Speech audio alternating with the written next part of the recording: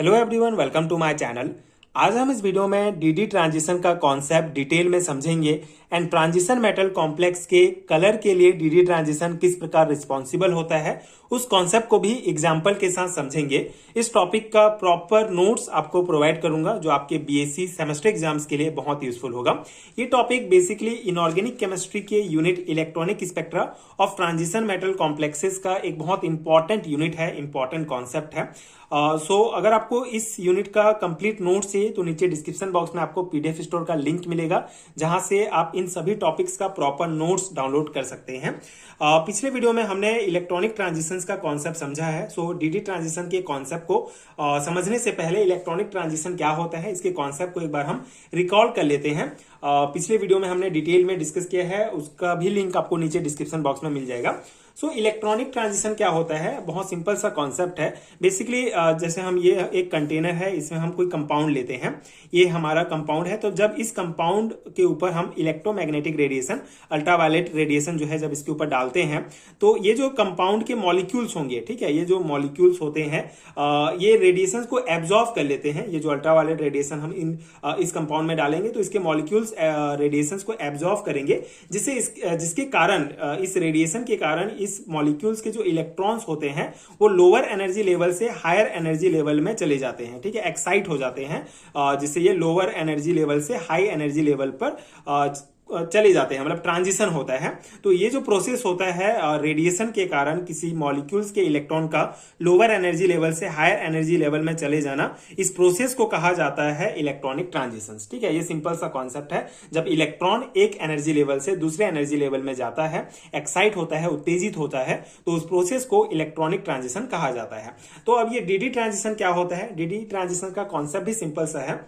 Basically जब transition metal complex जो हमारा होगा, जैसे कोई मेटल जो है लिगेंड के साथ इस प्रकार से कोऑर्डिनेट बॉन्ड बना के एक कॉम्प्लेक्स का फॉर्मेशन करते हैं, जिसको ट्रांजिशन मेटल कॉम्प्लेक्स कहा जाता है। तो जब इस ट्रांजिशन मेटल कॉम्प्लेक्स जब बनता है तो यहाँ पे कॉन्सेप्ट क्या है कि लिगेंड जो होगा, लिगेंड जब मेटल आयन को अप्रोच करता है, लिगेंड जब मेटल आयन के साथ जुड़ता है, तो जो मेटल आयन के जो डी ऑर्बिटल होते हैं वो बेसिकली रिपेल करते हैं, ठीक है। मेटल आयन के पास आते हैं जब लिगेंड, तो वे जो है डी ऑर्बिटल को रिपेल करते हैं, जिसके कारण जो मेटल आयन का डी ऑर्बिटल होता है वो बेसिकली स्प्लिट हो जाता है, ठीक है। लोअर एनर्जी लेवल और हायर एनर्जी लेवल, दो लेवल में स्प्लिट हो जाता है जब लिगेंड मेटल के साथ बॉन्ड बनाते हैं, कोऑर्डिनेशन बॉन्ड बनाते हैं।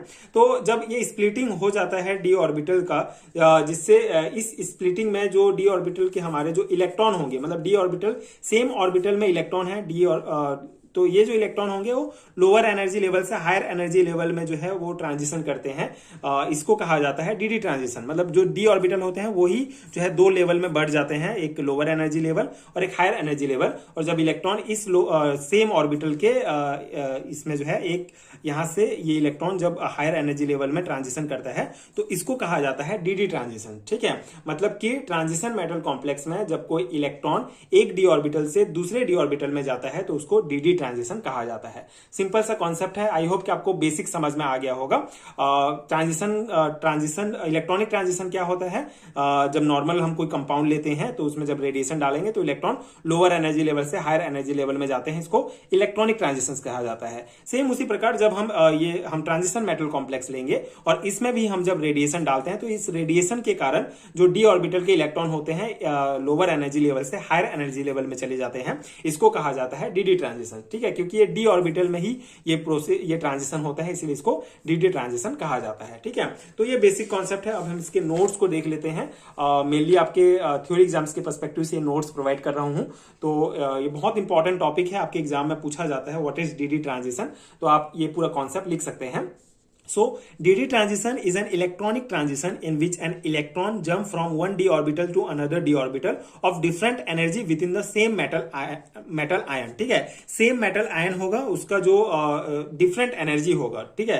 जो एक डी ऑर्बिटल होगा वो डिफरेंट एनर्जी का होगा और जो दूसरा डी ऑर्बिटल होगा वो डिफरेंट एनर्जी का होगा, लेकिन सेम मेटल आयन के डी ऑर्बिटल होंगे। तो उसमें जब इलेक्ट्रॉनिक ट्रांजिशन होता है, इलेक्ट्रॉन जो है एक डी ऑर्बिटल से दूसरे डी ऑर्बिटल में जंप करता है सेम मेटल आयन में, डिफरेंट एनर्जी वाले डी ऑर्बिटल्स में, तो उसको डी ट्रांजिशन कहा जाता है। After absorbing light energy it is mainly absorb in transition metal complexes. ठीक है, तो जब एब्जॉर्ब लाइट को एब्जॉर्ब करता है तभी ये इलेक्ट्रॉन जो है एक डी ऑर्बिटल से दूसरे डी ऑर्बिटल में जो है जंप करते हैं, और ये बेसिकली ट्रांजिशन मेटल कॉम्प्लेक्स में ही ये ऑब्जर्व किया जाता है डी ट्रांजिशन। ठीक है, तो ये एक बहुत इंपॉर्टेंट पॉइंट है कि ट्रांजिशन मेटल कॉम्प्लेक्सेस जो है वो डी ट्रांजिशन शो करते हैं मेनली।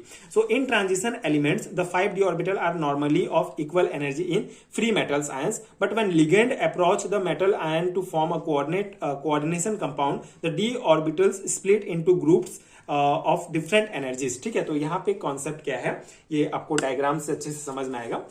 यहाँ पे बेसिकली क्या कहा गया है कि जब ट्रांजिशन मेटल जो ट्रांजिशन मेटल एलिमेंट्स होते हैं, बेसिकली जो ट्रांजिशन एलिमेंट्स होते हैं वो 5 d ऑर्बिटल्स उसमें होते हैं। ठीक है, जैसे यहाँ पे ये हमारा ट्रांजिशन मेटल है। ठीक है, इसमें तो d ऑर्बिटल जो है 5 d ऑर्बिटल होंगे, X Y Y Z Z X X square Z square X square Y square. ठीक है, 5 d ऑर्बिटल्स होते हैं। तो यहाँ पे क्या कहा गया है कि नॉर्मली जो है सभी का एनर्जी जो होता है फ्री मेटल आयन का वो इक्वल होता है, but when ligand approach the metal ion to form coordination compound the D orbital split into group of different energies. ठीक है, लेकिन जब ये मेटल्स का जो 5 d ऑर्बिटल है सेम एनर्जी होगा, लेकिन जब इस मेटल के साथ लिगेंड आके जुड़ता है, उसके साथ कोऑर्डिनेशन बॉन्ड बनाने की कोशिश करता है, तो उस दौरान क्या होता है, ये जो 5 d ऑर्बिटल है ये 2 डिफरेंट एनर्जीज में जो है स्प्लिट हो जाते हैं, टूट जाते हैं। ये जो हमारा T2g ऑर्बिटल होता है ये basically 3 X Y Y Z and Z X, ये जो T2g ऑर्बिटल होंगे ये लोअर एनर्जी वाले डी ऑर्बिटल होंगे, और ये जो हमारा Eg ऑर्बिटल्स होंगे ये बेसिकली हायर एनर्जी वाले डी ऑर्बिटल होते हैं। ठीक है, सेम मेटल का ये डी ऑर्बिटल है, 5 d ऑर्बिटल टोटल होंगे, लेकिन जब मेटल आयन के साथ लिगेंड जुड़ने की कोशिश करेगा तो बेसिकली एक दूसरे को रिपेल करते हैं, और उसके कारण जो है ये 2 डिफरेंट एनर्जीज में जो है टूट जाते हैं। इस प्रकार से स्प्लिटिंग हो जाता है डी ऑर्बिटल का, और ये जो स्प्लिटिंग होता है इसी को जो है बेसिकली क्रिस्टल फील्ड स्प्लिटिंग भी कहा जाता है।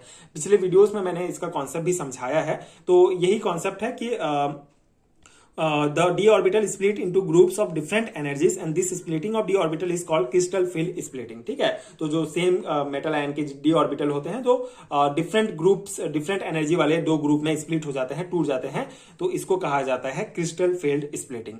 For example an octahedral complex the 5 d orbital split into 2 sets. ठीक है, यहाँ पे एग्जांपल दिया गया है, जैसे जो ऑक्टाहेड्रल कॉम्प्लेक्स होगा जो जिसमें 5 d ऑर्बिटल्स होंगे वो बेसिकली 2 सेट्स में जो है वो टूट जाते हैं, स्प्लिट्स होते हैं। लोअर एनर्जी सेट्स को T2g कहा जाता है और हायर एनर्जी सेट को Eg कहा जाता है। ठीक है, T2g में हमारे होते हैं एक्स वाई वाई जेड और जेड एक्स ऑर्बिटल। ठीक है, ये लोअर एनर्जी वाले होंगे, और हायर एनर्जी वाले Z square X square Y square ये Eg ऑर्बिटल्स होंगे। ठीक है, तो इस प्रकार से जो ऑक्टाहेड्रल कॉम्प्लेक्स होंगे वो 2 सेट्स में टूट जाते हैं।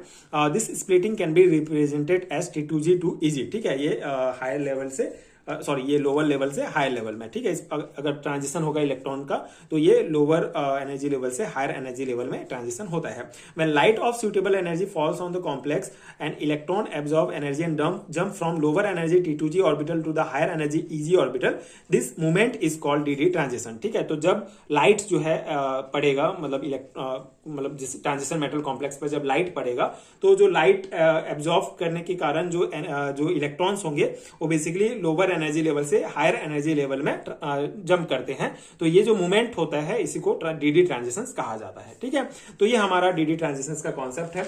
ये डायग्राम भी आई होप आपको समझ में आ गया होगा। सिंपल सा है, यहाँ पे डी ऑर्बिटल का स्प्लिटिंग हो रहा है 2 सेट्स में। ठीक है, तो इस प्रकार से यहाँ से इलेक्ट्रॉन जो है यहाँ पे जाएगा। आगे हम एग्जाम्पल भी देखेंगे। अब यहाँ पे एक इंपॉर्टेंट जो कॉन्सेप्ट है जो डी ट्रांजिशन से रिलेटेड है वो है cause of colours in transition metal complexes. मतलब जो ट्रांजिशन मेटल कॉम्प्लेक्स होते हैं जो कलर्ड शो करते हैं उसका कारण भी डी ट्रांजिशन ही होता है। D transition are responsible for the colour of many transition metal complexes. When white light falls on the complex some wavelength are absorb for D transition and the remaining reflected light give the observe colour. ठीक है, तो D transition कैसे responsible होता है? Basically जब हम white light को जो है व्हाइट लाइट को जो है कॉम्प्लेक्स में डालते हैं तो कुछ वेवलेंथ के जो कलर होते हैं वो एब्जॉर्ब हो जाते हैं डीडी ट्रांजिशंस के लिए। मतलब इलेक्ट्रॉन एक लेवल से दूसरे लेवल में जा रहे हैं तो वो कुछ वेवलेंथ के कलर्स को एब्जॉर्ब कर लेते हैं। बाकी जो कलर होगा जो इसको एब्जॉर्ब नहीं करते हैं वो रिफ्लेक्ट होता है कलर के रूप में। इसीलिए जो ट्रांजिशन मेटल कॉम्प्लेक्स होते हैं वो हमको कलर दिखाई देते हैं। ये सिंपल सा कॉन्सेप्ट है। जैसे यहाँ पे एग्जांपल हम लेते हैं TiH2O6 3+। ये बेसिकली पर्पल कलर का दिखाई देता है क्योंकि ये जो है ग्रीन येलो लाइट्स को जो है एब्जॉर्ब करेगा, ठीक है, एब्जॉर्ब कर लेता है और पर्पल लाइट को रिफ्लेक्ट करता है, इसलिए पर्पल कलर का होता है। And in this complex Ti3+ ion has the electronic configuration 3D1, ठीक है। यहाँ पे एग्जांपल जो है डीडी ट्रांजिशंस को समझाया गया है। इसमें जो Ti3+ आयन होता है वो बेसिकली 3D1 इलेक्ट्रॉनिक कन्फिगरेशन होता है, मतलब d ऑर्बिटल में सिर्फ एक इलेक्ट्रॉन इसका होता है। So when visible light is absorb the electron move from the lower energy orbital T2g to the higher energy d orbital Eg, ठीक है। तो यहाँ पे इस डायग्राम से आपको समझ में आ जाएगा क्या कहा गया है कि जो हमारा Ti3+ होगा इसका जो इसमें इसका 3D1 है, मतलब d ऑर्बिटल में सिर्फ एक इलेक्ट्रॉन है। तो ये इलेक्ट्रॉन यहाँ पर है T2g lower energy d orbital में ये है। तो जब विजिबल लाइट जो है ये एब्जॉर्ब करेगा तो क्या होता है, लाइट एब्जॉर्ब करने के कारण ये इलेक्ट्रॉन जो होगा वो लोअर एनर्जी लेवल T2g से हायर एनर्जी लेवल Eg में चले जाता है, हायर एनर्जी d ऑर्बिटल में।